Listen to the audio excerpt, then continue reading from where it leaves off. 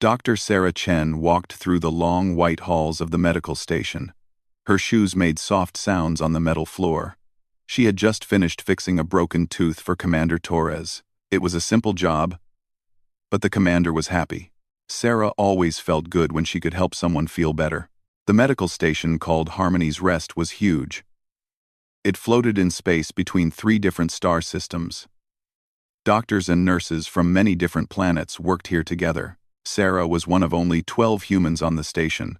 Most of the other workers were aliens with strange skin, different eyes, and bodies that looked nothing like humans. Sarah had been working here for 2 years now. At first, she had been scared. The aliens looked so different and scary. But now she knew they were just people trying to help others, just like her. She had learned to speak some of their languages. They had learned to trust her skills with teeth and gums. As she walked toward her office, Sarah heard loud voices coming from the animal medical section. The voices sounded angry and upset. She knew she should keep walking to her own work area, but something made her stop. The voices were speaking in Kitharan language. She understood some of their words. Sarah moved closer to the door. Through the small window, she could see tall, cat-like aliens standing around a white table. Their fur was dark, gray with silver spots. They wore long red robes that meant they were important people in their society. These were the Kytheran people, and they were known across the galaxy as the best hunters. On the table were 6 small metal boxes with clear tops. Inside each box was a tiny baby animal. Sarah pressed her face closer to the window to see better. The baby animals looked like small tigers, but their fur was completely black with bright silver markings. Even though they were very young, Sarah could see huge white teeth sticking out of their small mouths. The teeth were so big that the babies could not close their mouths properly. Some of the teeth were so long they seemed to hurt the babies. The little creatures were making sad, crying sounds. Sarah felt her heart break watching them. Dr. Velkris was the main Kitharan doctor on the station. He was taller than the others, and his voice was deeper. Sarah could understand most of what he was saying. "The Council of Hunters has made their decision, Doctor," Velkris said in his slow, careful way. "These cubs have fang dystrophy.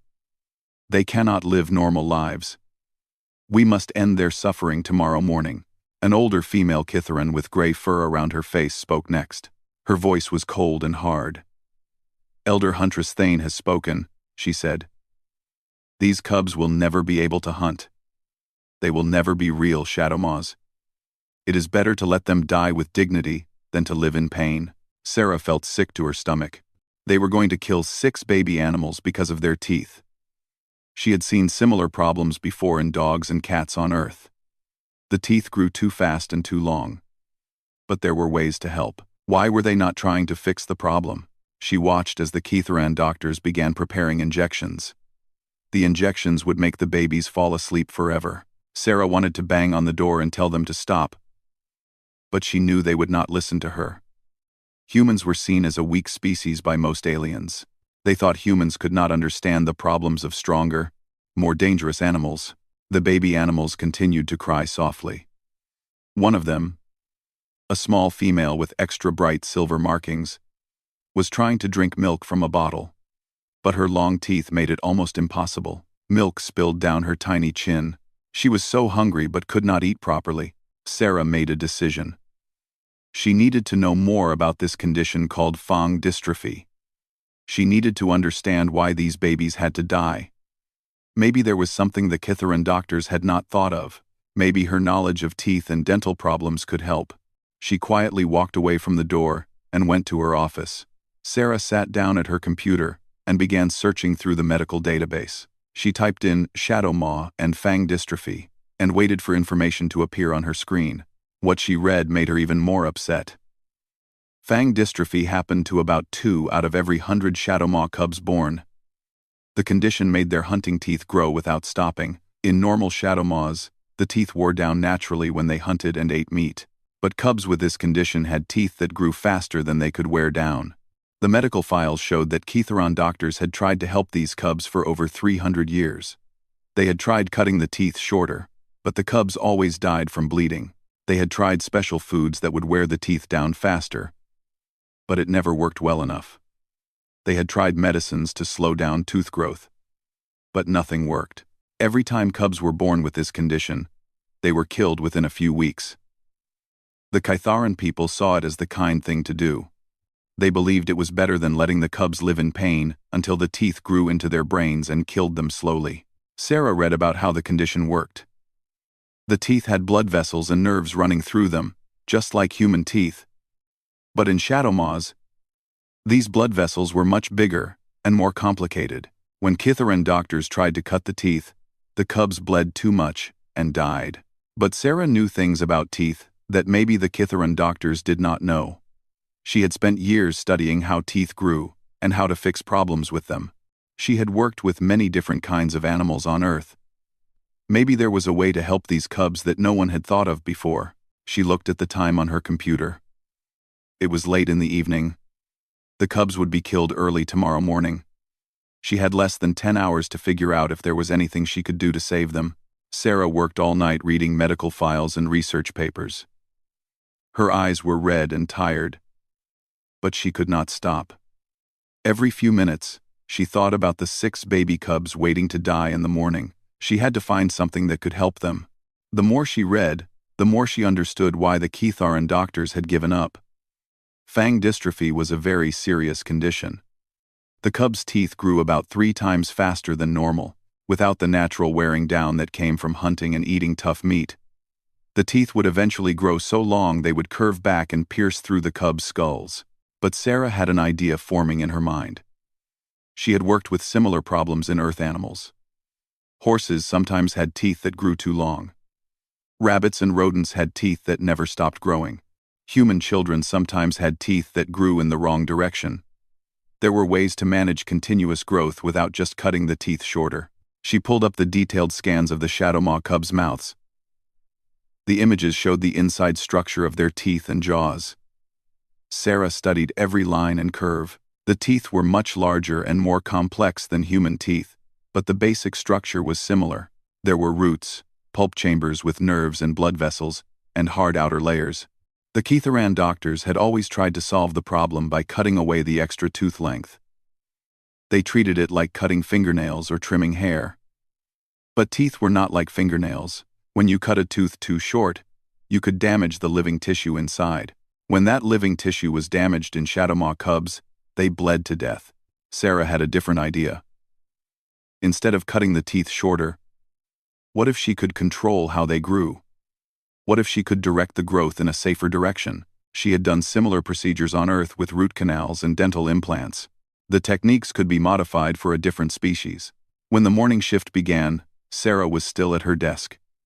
She had not slept, but she felt more awake than ever. She had a plan that might work. She needed to talk to Dr. Velkris before the cubs were killed. Sarah found Dr. Velkris in the veterinary wing, preparing the final injections. The 6 cubs were still in their boxes, crying softly. The smallest female cub looked weaker than the night before. Her silver markings seemed duller, and she was not trying to drink from her bottle anymore. "Dr. Velkris," Sarah said, trying to keep her voice calm and respectful. "I would like to request a consultation about the Shadowmaw cubs." Dr. Velkris looked up at her with his large yellow eyes. His cat-like face showed surprise and then annoyance. "Dr. Chen, this matter does not concern the dental department. These are Shadowmaw cubs with a genetic condition. You would not understand." "I have spent the night studying the medical files," Sarah said. "I believe there might be an alternative treatment option that has not been tried before." Dr. Velkris set down his injection and turned to face her fully. His ears, which were pointed like a cat's, flattened against his head. This was a sign that he was becoming angry. "Dr. Chen, with respect, humans are a prey species. You cannot possibly understand the dental structure of an apex predator species. We have been studying this condition for 3 centuries. Sarah felt her face grow hot with anger, but she forced herself to stay calm. "Dr. Velkris, I am a dental surgeon with 12 years of experience. I have treated continuous growth dental conditions in multiple species. Please, just let me show you what I have discovered." "Impossible," said another voice from behind Sarah. She turned to see Elder Huntress Thane entering the room. The old Kitharan female was even taller than Dr. Velcris, and her gray fur made her look very wise and very dangerous. A human cannot understand shadow maw physiology. Your species lacks the predator instincts necessary to comprehend our needs. Sarah felt frustrated and desperate. Time was running out for the cubs. Elder Huntress Thane, I am not asking you to trust my instincts. I am asking you to look at scientific data and medical procedures that could save these cubs' lives. Elder Huntress Thane's eyes narrowed. These cubs are already dead, Dr. Chen. They were dead the moment they were born with defective fangs. We are simply preventing unnecessary suffering. This is the way of the Shadow Maw people. We do not keep the weak alive. But what if they don't have to be weak? Sarah asked. What if there is a way to fix their teeth so they can grow up to be strong hunters? Dr. Velcris made a sound that was like a growl and a sigh mixed together. Dr. Chen, we have tried everything. Tooth removal, growth inhibitors, dietary modifications, surgical interventions. Nothing works. The cubs always die, either from the procedure or from the continued growth of the fangs. Sarah took a deep breath and tried one more time. Dr. Velcris. All of those treatments focused on removing or stopping the tooth growth. I want to try something different. Instead of fighting the growth, I want to redirect it. I want to create channels in the teeth that will guide the growth in a safe direction and regulate how fast they grow. Dr. Velcris and Elder Huntress Thane looked at each other. They spoke in rapid Kitharan language that Sarah could not understand.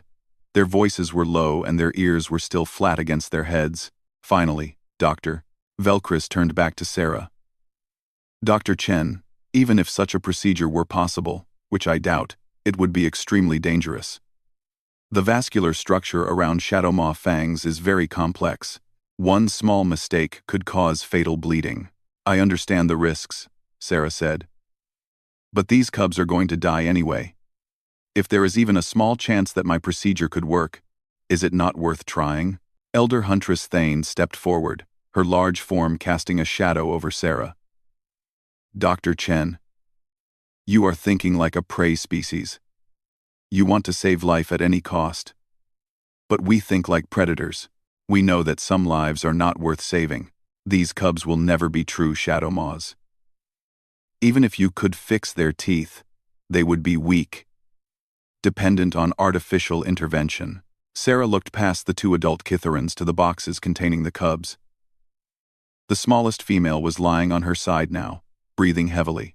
Her oversized fangs made it hard for her to rest her head properly. Sarah could see that she was in pain. They are babies, Sarah said quietly. They have not had a chance to show whether they will be strong or weak.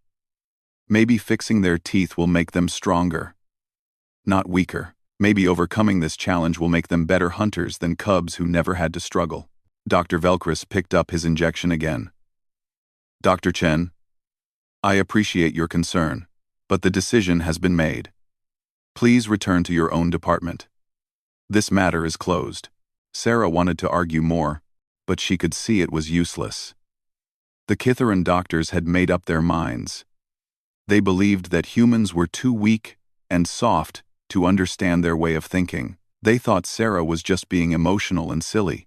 As she walked away from the veterinary wing, Sarah heard the small cries of the cubs getting quieter. She knew she had to do something, but she did not know what. The official channels had failed. The cubs would be dead in a few hours unless she could think of another way to help them. Sarah sat in her office staring at her computer screen. The medical scans of the Shadow Maw cubs were still open in front of her.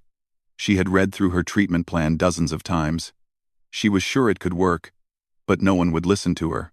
She looked at the clock on her desk. It was 3 in the afternoon.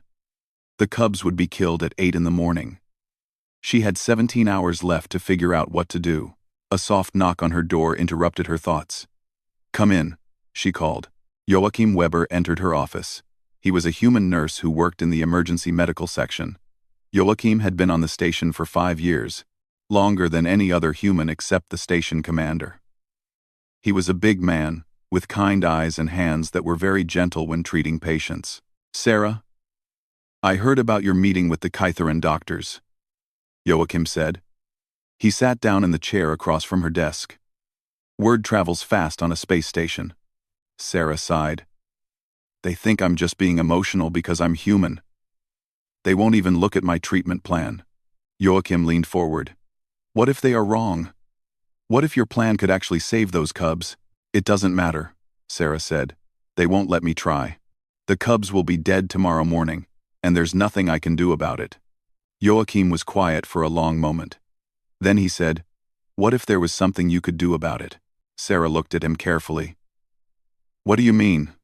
"I mean, what if you had access to the veterinary wing tonight, during the night shift? What if you had medical equipment and someone to help you? What if you could try your procedure on just one of the cubs?" Sarah felt her heart start beating faster. "Joachim, that would be completely against regulations. We could lose our jobs. We could be kicked off the station. We might even be arrested." "Yes," Joachim said, "but 6 baby animals would not have to die." Sarah thought about the smallest female cub with the bright silver markings. She remembered how the cub had tried so hard to drink from the bottle, even though her long teeth made it almost impossible. She thought about how the cub had been lying on her side, breathing heavily, clearly in pain. "Even if we could get into the veterinary wing, I don't have the right equipment," Sarah said. "I need special tools that can work on teeth much larger than human teeth. I need anesthesia that is safe for Shadowmaw cubs. I need surgical instruments that I can modify for a different species." Joachim smiled. "Sarah, this is a medical station with equipment from 50 different worlds. We have surgical tools for species ranging from tiny flower-like Zenithians to massive rock-like Gorons. We have anesthesia that works on any carbon-based life form. And you are one of the most creative doctors I have ever met. If anyone can modify equipment to work on a different species, it's you." Sarah stared at her computer screen again. The medical scans showed the complex internal structure of the cub's teeth. She could see exactly where she needed to make the tiny channels that would guide the tooth growth. She could see how the biocompatible regulators would need to be placed to control the growth rate. "It would take hours," she said slowly. "The procedure is very delicate. One mistake could kill the cub instantly." "How long do you need?" Joachim asked. "At least 4 hours, maybe 5. I would have to work very slowly and carefully." Joachim nodded. "The night shift starts at midnight." "Doctor, Velkris goes off duty at 11:30. The next Kytheran doctor doesn't arrive until 8 in the morning. That gives us 8.5 hours." Sarah felt scared and excited at the same time.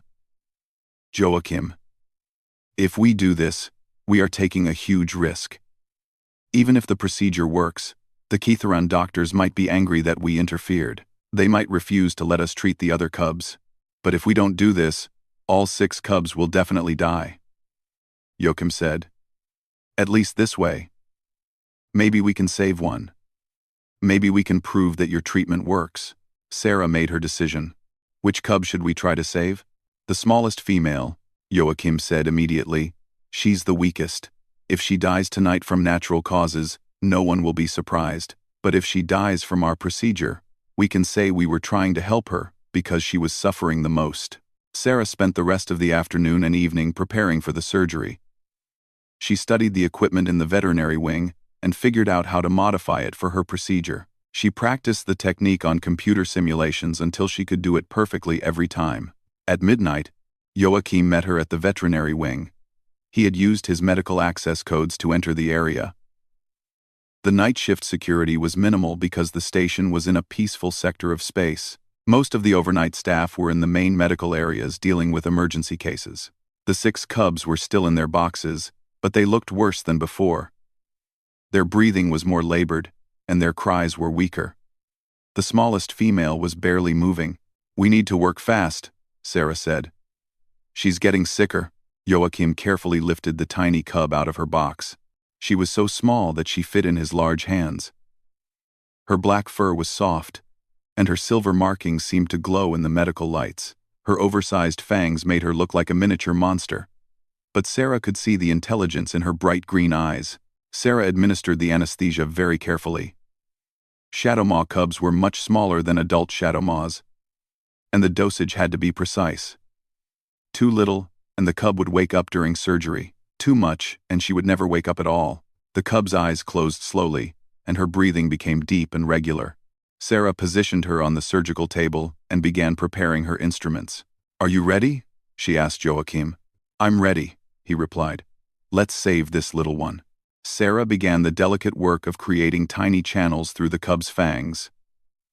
The teeth were harder than human teeth, but not as hard as she had expected. She used laser cutting tools designed for microsurgery, working with magnifying equipment so she could see every detail. The procedure was even more complex than she had planned. The blood vessels inside the fangs were arranged in a complicated pattern that was different from anything she had seen before. She had to be extremely careful not to damage them while creating the growth channels. After 3 hours of careful work, Sarah began placing the biocompatible regulators that would control how the teeth grew. These tiny devices would dissolve slowly over time, releasing chemicals that would guide the growth in the right direction and at the right speed. "How is she doing?" Sarah asked Joachim. "Her vital signs are stable," he reported. "Heart rate is normal. Breathing is good. She's handling the surgery well." By the time Sarah finished, it was almost 5 in the morning. The cub had been under anesthesia for 5 hours. Sarah was exhausted, but she felt hopeful. The procedure had gone better than she had dared to hope. "Now we wait," she said to Joachim. "We'll know in the next few hours if it worked." The little female cub woke up slowly as the anesthesia wore off. Sarah and Joachim watched nervously as her bright green eyes opened. For a moment, the cub looked confused and scared. Then she tried to move her mouth. Sarah held her breath. This was the critical moment. If the surgery had failed, the cub would be in even more pain than before. If it had worked, her fangs should be positioned correctly and growing at a controlled rate. The cub opened and closed her mouth several times. Her fangs were still large, but they no longer seemed to hurt her. She was able to close her mouth almost completely for the first time in her life. She made a small sound that was not a cry of pain, but almost like a purr. "It worked," Joachim whispered. "Sarah, I think it actually worked." Sarah carefully examined the cub's mouth with a small light. The channels she had created were perfect. The biocompatible regulators were in the right positions. The cub's fangs were growing, but now they were growing in a safe direction at a controlled speed.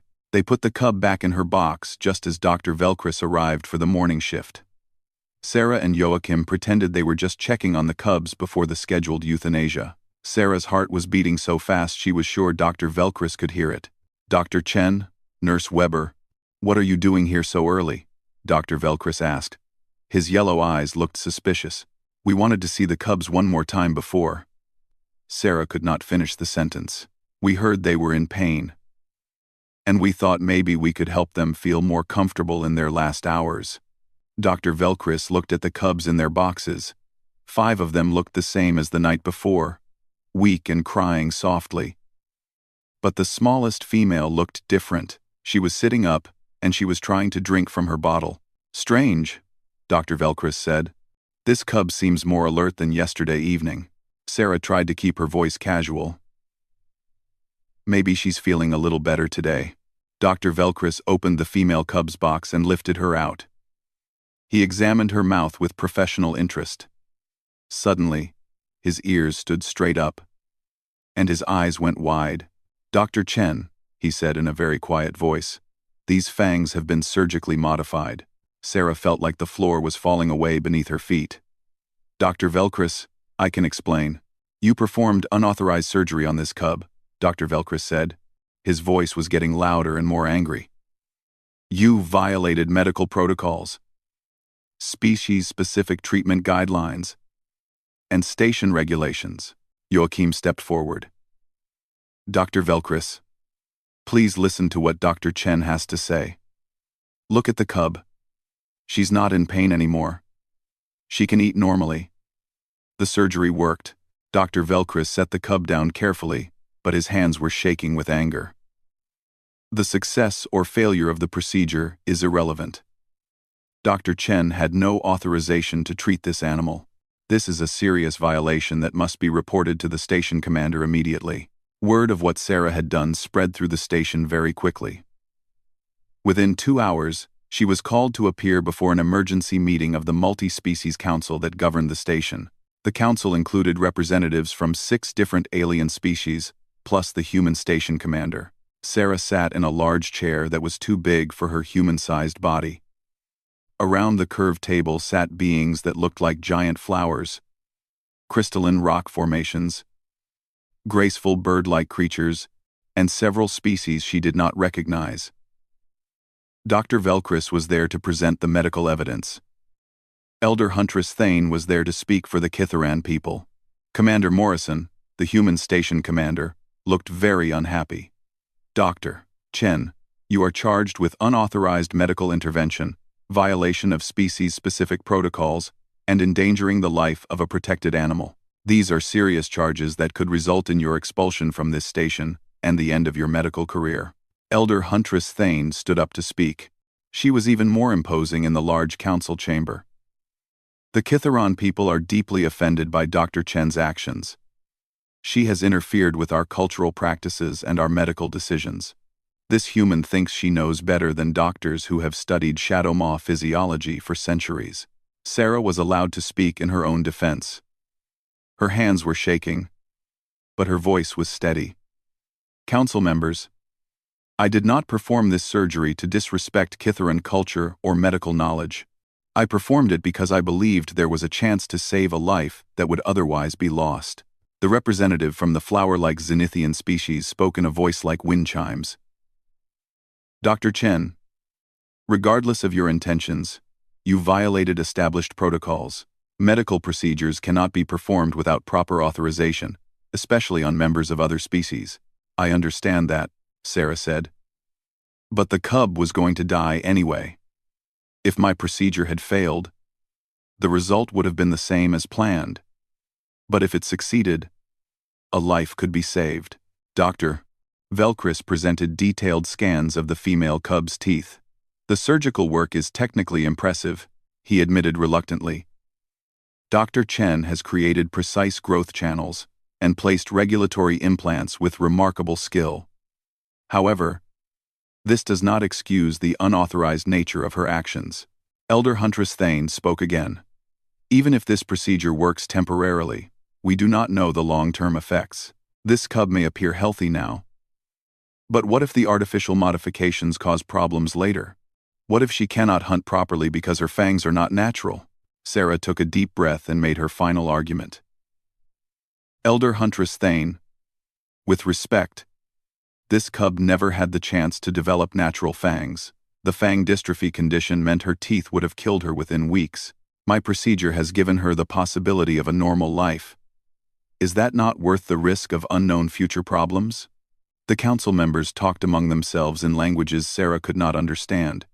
She watched their faces and body language, trying to guess what they were thinking. Some seemed sympathetic to her position. Others looked angry and disapproving. Commander Morrison finally called for order. Dr. Chen, the council will deliberate on your case. You are suspended from all medical duties pending our decision. You are confined to your quarters except for meals and emergency situations. As Sarah was escorted out of the council chamber, she saw Dr. Velcris carrying the female cub. The little shadow maw was alert and active, trying to look around at everything with bright, curious eyes. She was able to move her head normally without her fangs causing pain. Dr. Velcris, Sarah called out. How is she doing? Dr. Velcris paused for a moment. Her vital signs are excellent. She has been able to feed normally for the first time since birth. The surgical sites are healing well with no signs of infection. He paused again, then added quietly, It is remarkable work, Dr. Chen. Even if it was unauthorized. Back in her quarters, Sarah waited for the council's decision. She knew she might lose everything she had worked for. Her career, her position on the station, her chance to help beings from across the galaxy. But when she thought about the bright green eyes of the little female cub, she knew she had made the right choice. Sarah spent 3 long days in her quarters waiting for the council's decision. Joachim brought her meals and updates on what was happening around the station. The news was not good. Many of the alien species representatives were angry about her unauthorized surgery. They felt she had shown disrespect for Catharan authority and medical tradition. But Joachim also brought encouraging news. The female cub is doing amazingly well, he told her on the second day. Dr. Velkris has been monitoring her constantly. She's eating normal amounts of food, her fangs are growing at the correct rate, and she's more active than any shadow maw cub with fang dystrophy has ever been. What about the other 5 cubs? Sarah asked. Joachim's face became sad. Elder Huntress Thane ordered them to be euthanized as planned. Dr. Velkris argued to delay the procedure until the council made their decision. But she refused. She said one exception could not be allowed to change centuries of tradition. Sarah felt sick knowing that 5 cubs had died while she was confined to her quarters. But at least one had survived. That was something. On the 4th day, Joachim brought unexpected news. Something incredible has happened, he said, sitting down in the small chair in Sarah's quarters. The female cub has started making sounds that Dr. Velkris has never heard from a shadow maw. With fang dystrophy. What kind of sounds? Sarah asked. Hunting calls, Joachim said with excitement. Apparently, young shadow maws make specific vocalizations when they are healthy and developing properly. Cubs with fang dystrophy have never been able to make these sounds, because their oversized teeth interfere with their throat and mouth position. Sarah felt her heart racing. She's able to make proper hunting calls? Not only that, Joachim continued, but Dr. Velkris says the calls are exceptionally clear and strong. He thinks her vocal abilities might actually be enhanced by the precise positioning of her fangs after your surgery. That afternoon, Sarah was called back to the council chamber. This time, Dr. Velkris was carrying the female cub with him. The little shadow maw was 2 weeks old now, and noticeably larger than when Sarah had first seen her. Her black fur was glossy and healthy, and her silver markings seemed brighter than before. Commander Morrison looked less angry than during the first hearing. Dr. Chen, this council has been monitoring the results of your unauthorized surgery very carefully. We have also consulted with medical experts from several species about the procedures you used. Elder Huntress Thane stood to speak, but her voice was different than before.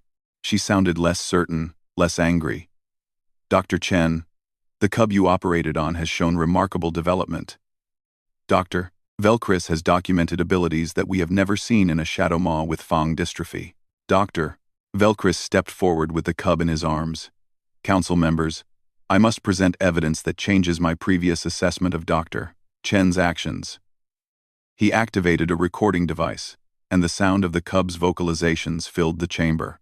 The sounds were beautiful and complex, like a combination of purring, chirping, and soft roaring. Even to Sarah's human ears, they sounded strong and confident.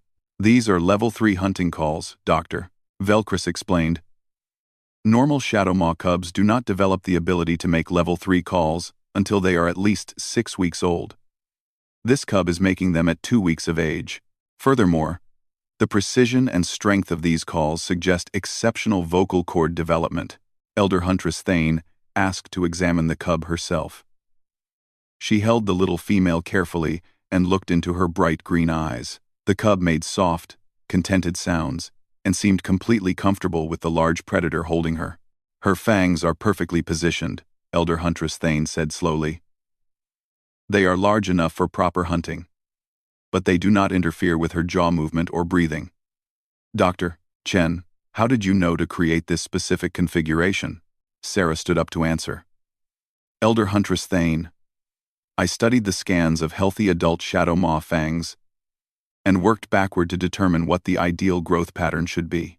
I then created channels and used growth regulators to guide the cub's fangs to develop in that pattern.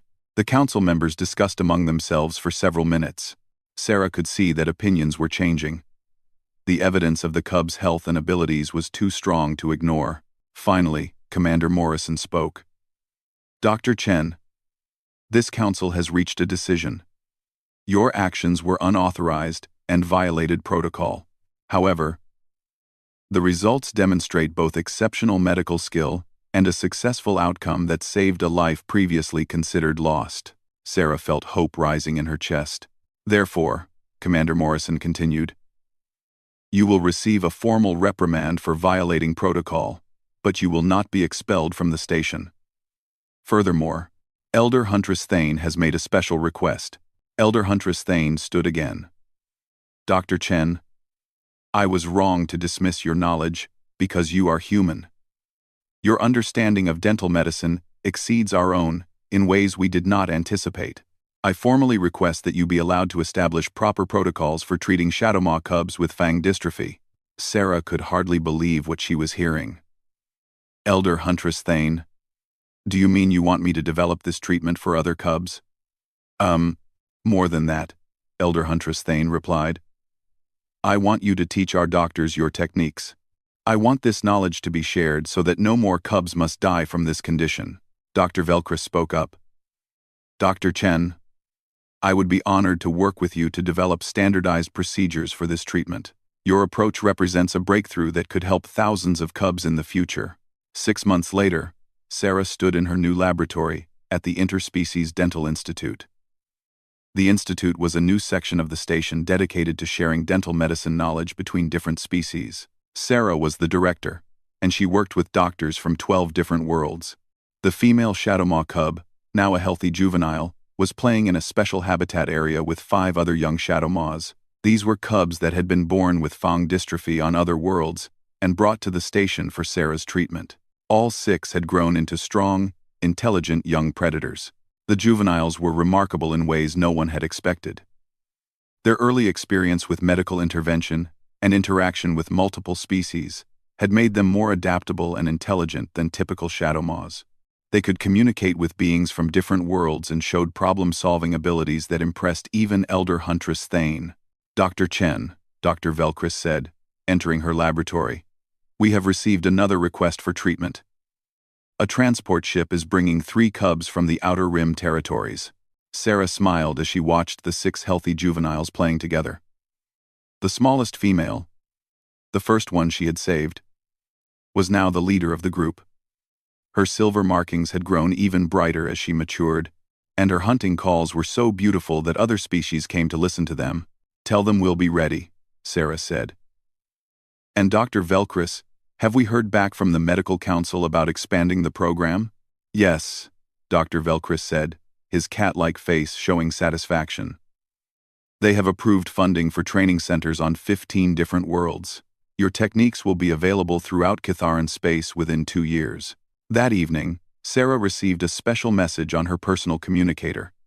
It was from Elder Huntress Thane, who had returned to the Kitharan homeworld.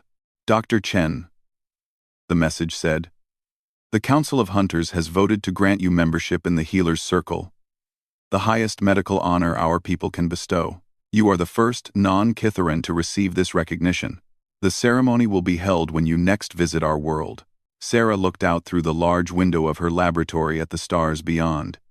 She thought about how different her life had become since that night when she first heard the crying of 6 doomed cubs. She had risked everything to save one small life, and that decision had changed the future for an entire species. The 6 juveniles in the habitat were settling down for sleep. The smallest female, Sarah's first patient, made soft, contented sounds as she curled up with her companions. Her fangs, now properly grown and perfectly positioned, gleamed silver in the soft light. Sarah knew that somewhere in the galaxy, cubs were being born with fang dystrophy, who would now have a chance at normal, healthy lives. The knowledge she had shared would spread from world to world, saving lives that would have been lost to an ancient condition. It had all started with one desperate decision to help a dying animal.